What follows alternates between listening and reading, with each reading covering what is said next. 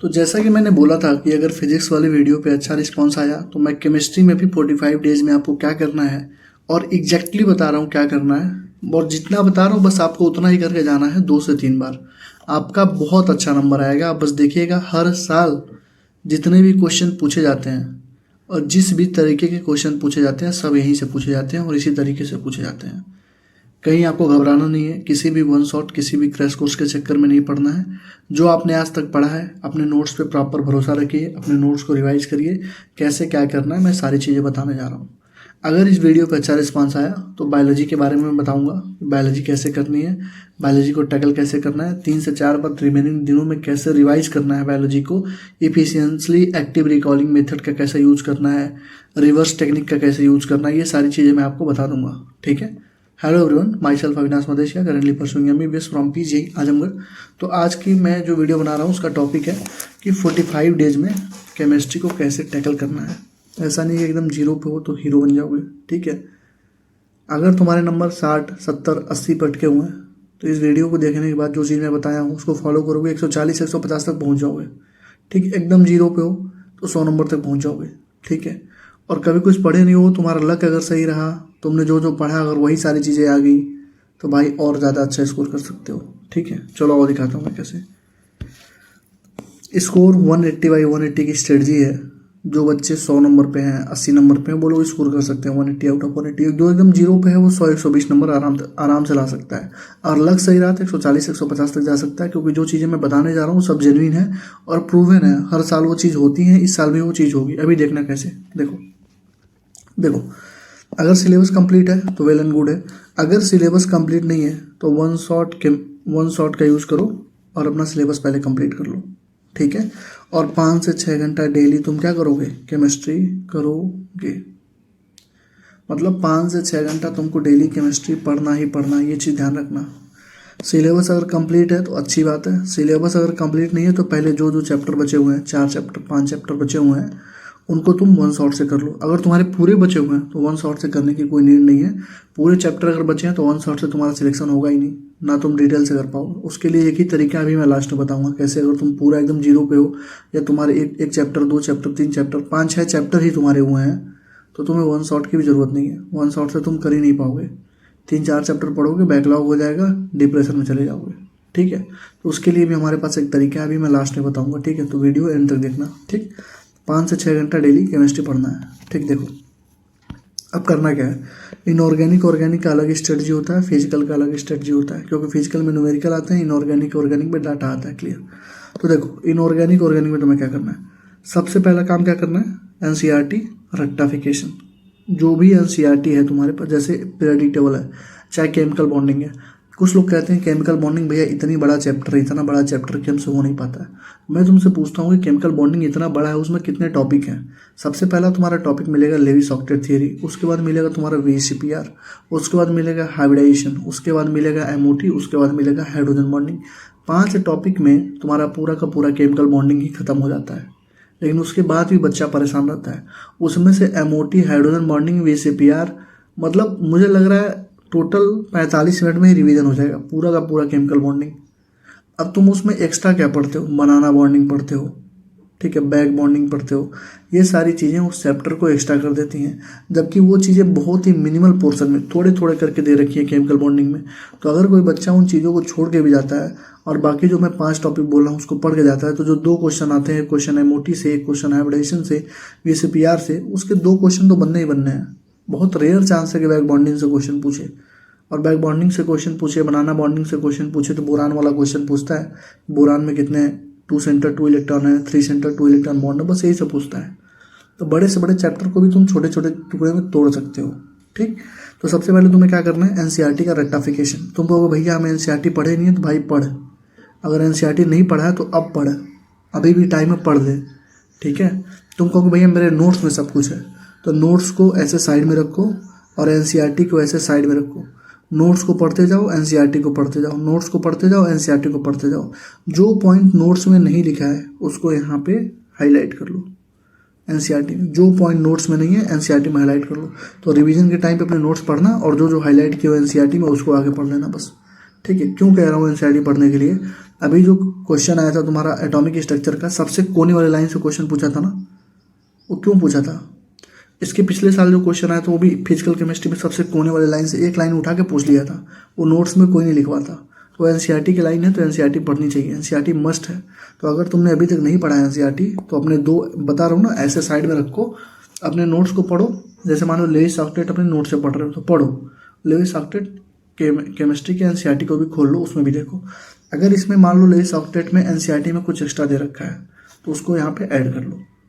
मतलब अगर एनसीईआरटी में कुछ एक्स्ट्रा तो वही हाईलाइट कर लो एनसीईआरटी में, ताकि जब अपने नोट्स पढ़ लो तो एनसीईआरटी में बस वही चीज़ तुम्हें पढ़नी पड़े जो तुम्हारे नोट्स में नहीं है, बहुत ज़्यादा टाइम नहीं लगेगा। ठीक है, ये ज़रूर कर लेना।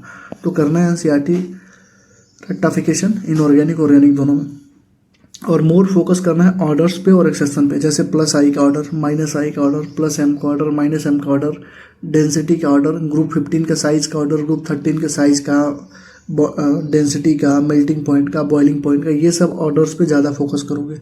और एक्सेप्शन जो होते हैं, एक्सेप्शंस बहुत सारे एक्सेप्शन तुमको देखने को मिलेंगे, जैसे ग्रुप 13 में इलेक्ट्रॉन गेन एंथैल्पी हो गया, इलेक्ट्रोनेगेटिविटी हो गया, साइज में कुछ तुमको डिफरेंस मिल जाएगा। ठीक है, इनर्ट वेयर इफेक्ट की वजह से कई सारे डिफरेंसेस देखने को मिलते हैं।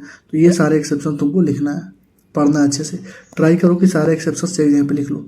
ठीक, क्लियर? चलो अब जो कॉन्सेप्चुअल टॉपिक्स हैं, कॉन्सेप्चुअल टॉपिक्स मतलब समझ रहे हो, जैसे जो समझने वाले टॉपिक्स हैं, कुछ ज़्यादा ही समझने वाले हैं। जैसे मान लो कि तुम पढ़ रहे हो एमओटी, अब एमओटी में कई सारे ऐसे चीज़ें हैं जो तुमको समझना पड़ेगा, या चाहे एमओटी नहीं पढ़ रहे हो, चाहे फाइनेंस रूल पढ़ रहे हो। फाइनेंस रूल अगर पढ़ रहे हो, चाहे थर्मल स्टेबिलिटी पढ़ रहे हो, तो थर्मल स्टेबिलिटी कैसे निकालोगे? थर्मल स्टेबिलिटी के लिए फाइनेंस रूल रहेगा तभी समझ पाओगे। ठीक है, कोवेलेंट कैरेक्टर ज़्यादा तो क्या होगा, आयनिक कैरेक्टर ज़्यादा तो क्या हो, उसको समझने वाला टॉपिक में बोलता हूँ। तो जो कंसेप्चुअल टॉपिक्स हैं उनके नोट्स से पहले 5 से 6 क्वेश्चन हर टॉपिक से कर लो। मतलब कंसेप्चुअल टॉपिक्स जो है पहले नोट से पढ़ लो। जैसे फजान रूल हो गया, अब फजान रूल तो तुम्हारे उसमें दिया नहीं है एनसीईआरटी में, तो फजान रूल डिटेल से तुमको पढ़ना पड़ेगा ना, कंसेप्चुअल टॉपिक है तो उसको तुम अपने नोट से पहले पढ़ लो। क्लियर?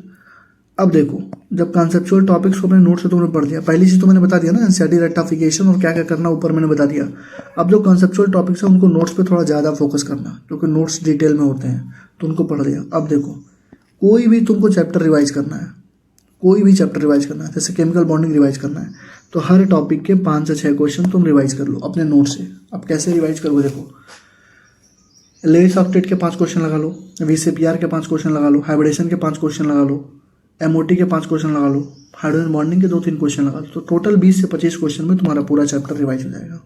तुम कहोगे भैया आप बताओ, आप इतना बता रहे हो तो आप ज़रा बताओ हमको पीरियडिक टेबल कैसे रिवाइज करना है। तो पीरियडिक टेबल रिवाइज करना है तो साइज का 5 क्वेश्चन लगा लो, एंगल का 5 क्वेश्चन लगा लो, इलेक्ट्रोनेगेटिविटी का 5 क्वेश्चन लगा लो, इलेक्ट्रॉन एफिनिटी का 5 क्वेश्चन लगा लो, खत्म हो गया यार, खत्म हो गया। और स्टार्टिंग के जो साइंटिस्ट वगैरह है, डबनर टाइड है, ये सब के 5 क्वेश्चन लगा लो, खत्म हो गया। न्यूलैंड लॉ ऑफ ऑक्टेव के क्वेश्चन लगा लो, खत्म हो गया ना। तो 30 से 35 क्वेश्चन में कोई भी चैप्टर तुम्हारा रिवाइज हो सकता है। तो अपने नोट्स को खोलो, नोट्स तुम्हारे पास सबने, मुझे लग रहा है मैक्सिमम बच्चों ने नोट्स बनाया है, चाहे 1 शॉट के हैं चाहे डिटेल के हैं, सबके पास नोट्स हैं। ठीक है अपने नोट्स को खोलो, 5 से 6 क्वेश्चन हर एक टॉपिक से लगाओ। ठीक, लगाओगे वो टॉपिक तुम्हारा तैयार हो जाएगा। मतलब नोट्स को पढ़ा, 5 से 6 क्वेश्चन लगाए, वो टॉपिक तैयार, वो चैप्टर पूरा तैयार। अब तुम्हें क्या करना है, क्वेश्चन प्रैक्टिस के लिए अवतार का पार्ट 2 और पार्ट 3 यूज करना है। अवतार के पार्ट 2 में पूरा एनसीईआरटी का इंटेक्स्ट, एग्जाम्पलर का single correct, multiple correct, back exercise और 36 साल के पीवाईक्यू कवर्ड हैं नीट के। ठीक, पार्ट 2 में। अवतार के पार्ट 3 में एम्स, AIEEE, जेमेंस के सारे एजर्सन रीजन स्टेटमेंट बेस्ड वाले क्वेश्चन करवाए गए हैं। 100 से 150 क्वेश्चन पर चैप्टर के थ्रू रिवीजन करवाए गए हैं। तो ये दोनों तुमको करना है। पहले अवतार 2 कर लेना, जब टेस्ट देने जाना तो पार्ट 3 कर लेना। ठीक है, क्लियर है? कोई पीवाईक्यू, कोई एनसीईआरटी की नीड नहीं है उसके, मतलब ये पार्ट 2 और पार्ट 3 करने के बाद कोई पीवाईक्यू की किताब नहीं लगोगे, कोई एनसीईआरटी खोलना भी नहीं है, एनसीईआरटी के क्वेश्चन प्रैक्टिस करना ही नहीं है। क्यों? क्योंकि सारे क्वेश्चन पार्ट 2 में और पार्ट 3 में कवर्ड है। क्लियर है? क्वेश्चन मार्किंग मस्ट है, क्वेश्चन मार्किंग मस्ट इसलिए है, अब मान लो तुमने 5 से 6 क्वेश्चन हर टॉपिक से लगाए तो 2-2 क्वेश्चन मान लो इसमें फंस गए। अवतार के पार्ट 2 में किसी चैप्टर में 20 क्वेश्चन तुम्हारे फंस गए, अवतार के पार्ट 3 में मान लो 20 क्वेश्चन फंस गए, तो टोटल मान लो तुम्हारे 50 क्वेश्चन फंसे। तो जो क्वेश्चन तुमसे फंस रहा है, ऐसा तो है नहीं एमओटी पढ़ के एमओटी के सारे क्वेश्चन सॉल्व कर दोगे मॉलिक्यूलर ऑर्बिटल थियरी के। कुछ ऐसे क्वेश्चन होंगे जो फंसेंगे, और जो फंसेंगे उनको गोला मार लेना या ऐसे स्टार बना लेना, ठीक है। अब क्वेश्चन मार्किंग के जब तुमने कर लिया है, ये किस लिए किया जाता है, ताकि जब तुम दूसरी बार रिवीजन करने आओ उस चैप्टर को तो बस जो जो क्वेश्चन तुमने गलती करा है या गोला मारा है बस उनको लगाओ, क्योंकि पूरा लगाने का कोई मतलब नहीं है, जो गलती हुआ है वही गलती होगा बार बार, ठीक है। क्योंकि तुम जब नोट्स पढ़ लो एक बार तो जो बेसिक क्वेश्चन होंगे वो सारे बन जाएंगे। अब जो तुमने गोला मारा है या स्टार बनाया है वही क्वेश्चन फंसेंगे, तो इन पे तुमको ज़्यादा फोकस करना है। तो क्वेश्चन मार्किंग मस्ट है, ठीक। टेस्ट की एनालिसिस भी मस्ट है। टेस्ट देकर आ रहे हो, 45 क्वेश्चन हैं, 45 में से 5 सही हैं, 5 तुम्हारे गलत हो गए। अब वो 5 जो गलत हुए होंगे 5 डिफरेंट टॉपिक्स होंगे। मान लो एक एमओटी का गलती हो गया, एक केमिकल बॉन्डिंग का हाइब्रिडेशन का गलती हो गया, एक मान लो +I -I का गलती हो गया, एक मान लो तुम्हारा प्रैक्टिकल ऑर्गेनिक केमिस्ट्री का, और एक साल्ट एनालिसिस का गलती हो गया। तो ये 5 टॉपिक हैं। अब इन 5 टॉपिक को उसी दिन ऐसा पढ़ लो ना, जब टेस्ट दे के आओ तुम्हें पता लग गया कि ये 5 मेरे गलती हो गए। इन 5 टॉपिक को ऐसा तैयार कर लो कि जब अगले संडे को टेस्ट हो या अगला जब तुम्हारा टेस्ट हो तो ना कोई क्वेश्चन एमओटी से गलती हो, ना हाइब्रिडेशन से, ना तुम्हारा पीओसी से, ना साल्ट। मतलब जो टॉपिक गलती हुआ है टेस्ट में, उस टेस्ट में गलती होने के बाद वो गलती दोबारा फिर किसी टेस्ट में नहीं होनी चाहिए। तो ये एनालिसिस एकदम मस्ट है, ठीक। और सेकेंड टाइम रिवीजन जब करोगे तो केवल मार्क्ड और मिस्टेक क्वेश्चन करोगे, जो तुमने मार्क किया है और जो तुमने टेस्ट में गलती करा है बस वो क्वेश्चन करोगे, ठीक है। बस यही चीज़ तुम लोग करना है। ये पूरा का पूरा सारांश था इस वीडियो का इनऑर्गेनिक और ऑर्गेनिक के लिए। मोर फोकस करोगे ऑर्डर एक्सेप्शन पे, एनसीईआरटी रेक्टिफिकेशन करोगे, नोट्स को खोलोगे, 5 से 6 क्वेश्चन हर टॉपिक के, अवतार के पार्ट 2 पार्ट 3 लगाओगे, काम खत्म है, ठीक है।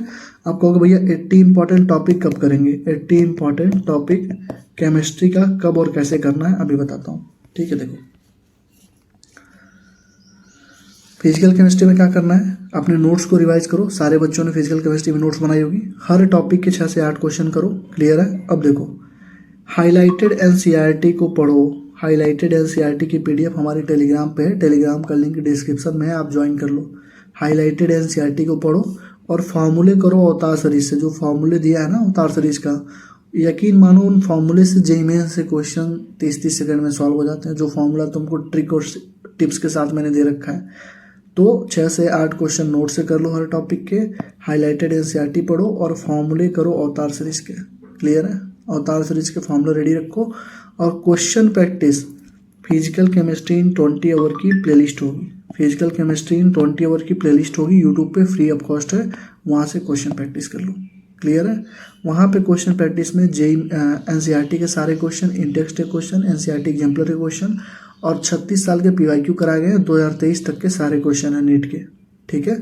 उसके बाद नीट के पीवाईक्यू के 2024-2025 के क्वेश्चन, क्योंकि 2 साल के क्वेश्चन हमने यहाँ पे ऐड नहीं किए हैं फिजिकल केमिस्ट्री इन 20 आवर वाली प्लेलिस्ट में, ठीक है। फिर से समझो, नोट्स रिवाइज करोगे, 6 से 8 क्वेश्चन करोगे, हाईलाइटेड एनसीईआरटी पढ़ोगे, टेलीग्राम पे पढ़ा हुआ है, और फॉर्मूले याद करोगे अवतार सीरीज से, ठीक। क्वेश्चन प्रैक्टिस के लिए फिजिकल केमिस्ट्री 5-5, 6 क्वेश्चन तो यहाँ से तुमने कर लिया। अब जो बाकी का क्वेश्चन तुम करोगे question practice physical chemistry 20 hour वाली जो मेरी प्लेलिस्ट है यूट्यूब पे, वहाँ से करोगे, ठीक है। तो उसके बाद नीट के पीवाईक्यू 2 साल के 24 और 25 के, जेईई मेंस के पीवाईक्यू 2 साल के 24 और 25 के, और 80 इंपॉर्टेंट टॉपिक की जो डीपीपी चल रही है फ्री ऑफ कॉस्ट सबके लिए चल रही है, वो करो, एकदम करो। 80 इंपॉर्टेंट टॉपिक की जो डीपीपी है करो, उसमें सारे डिफरेंट स्टेट के एग्जाम के क्वेश्चन करवा रहा हूँ, अच्छे क्वेश्चन करवा रहा है, ठीक है। तो इसको करना मस्ट है। जब कोई चैप्टर एंड हो जाए तो उसकी डीपीपी कर लिया करो, ठीक। सब टेलीग्राम पे पड़ी हुई है। क्वेश्चन मार्किंग इसमें भी मस्ट है, क्वेश्चन मार्क करना। मान लो तुमने स्टोइकोमेट्री का 10 क्वेश्चन किया, 4 तुमसे फंस गया, तो वो 4 क्वेश्चन मार्क कर लो, ताकि अगले बार में जब स्टोइकोमेट्री रिवाइज करना हो तो बस वही 4 क्वेश्चन करने हो, ठीक है। टेस्ट की एनालिसिस एकदम मस्ट है, करना ही करना है। और सेकेंड टाइम जब तुम रिवीजन करोगे तो केवल मार्क्ड और मिस्टेक क्वेश्चन को करना है।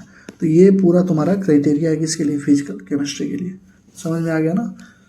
इनऑर्गेनिक ऑर्गेनिक में अवतार का पार्ट 2 पार्ट 3 पे फोकस करना है, और इसमें जो है फिजिकल केमिस्ट्री 20 आवर वाली प्लेलिस्ट पे ज़्यादा फोकस करना है, ठीक है।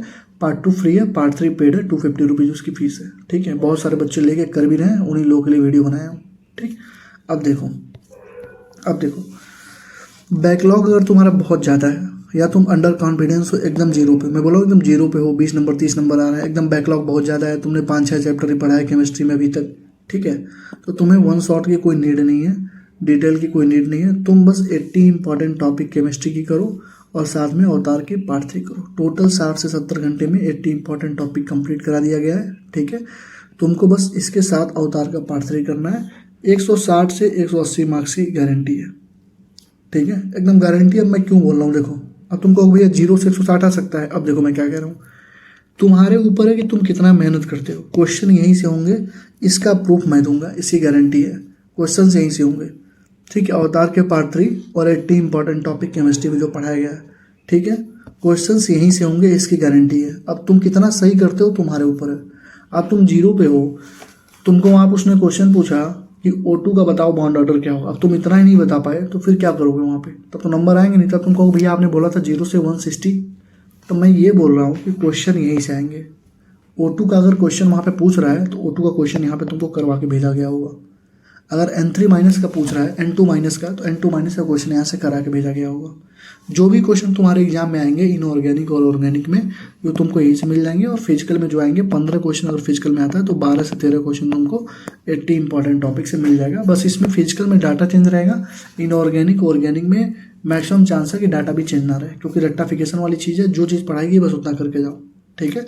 तो तुम्हारे ऊपर है 160 to 180 तक की गारंटी है, ठीक है। प्रूफ हम लोग 2 से 3 दिन बाद नीट के दे देंगे, नीट 2026 के एग्जाम के 2 से 3 दिन बाद प्रूफ हम दे देंगे, ठीक है। परचेस अगर किसी को करना है तो 7307528981 इस पर व्हाट्सएप पे मैसेज करो कि भैया बैच चाहिए, एक QR जाएगा, उस पर पे करोगे, स्क्रीनशॉट दोगे, तुमको ऐड कर दिया जाएगा। टेलीग्राम पे सारी चीज़ें होती हैं। फीस कितनी है? 250 रुपये फीस है केमिस्ट्री के 80 इंपॉर्टेंट टॉपिक की, और 250 फीस है अवतार के पार्ट 3 की। दोनों अगर कोई लेता है तो 450 रुपीज़ उसकी फीस पड़ेगी, ठीक है। तो ये हमारी पूरी चीज़ थी। देखो डेमो वीडियो देख लेना भैया, जाके देखो डेमो वीडियो देखो। Topic 1 basic of mole concept, topic 2 stoichiometry, topic 3 ये DPP कराई गई, टॉपिक 3 लिमिटिंग एजेंट। ये demo video free of cost YouTube पे डाली गई है, तुम जाके देख सकते हो, ठीक है। डेमो वीडियोस पार्ट 3 की भी डेमो वीडियो डाली गई है, तुम जाकर देख सकते हो। अगर किसी बच्चे को फिजिक्स की 80 इंपॉर्टेंट टॉपिक चाहिए तो फिजिक्स की 80 इंपॉर्टेंट टॉपिक भी प्रॉपर 60 घंटे में कंप्लीट हो चुकी है। इसकी फ़ीस है 500 रुपीज़। तो उसी जिसको भी चाहिए उसी नंबर पर मैसेज करके ले सकता है, ठीक है। यकीन मानो मेरा, मैं जितना बोल रहा हूँ, जो बोल रहा हूँ होना ही होना है। तुम एग्ज़ाम के बाद देख लेना, ठीक है। कुछ बच्चे बोल रहे थे भैया 2025 का तो प्रूफ दे दो। 2025 का मैंने फिजिकल केमिस्ट्री का पूरा प्रूफ दिया था। इनऑर्गेनिक ऑर्गेनिक की PDF मैं फिर से बनवा रहा हूँ। PDF मेरे पास था लेकिन खो गया, मैं फिर से बनवा रहा हूँ।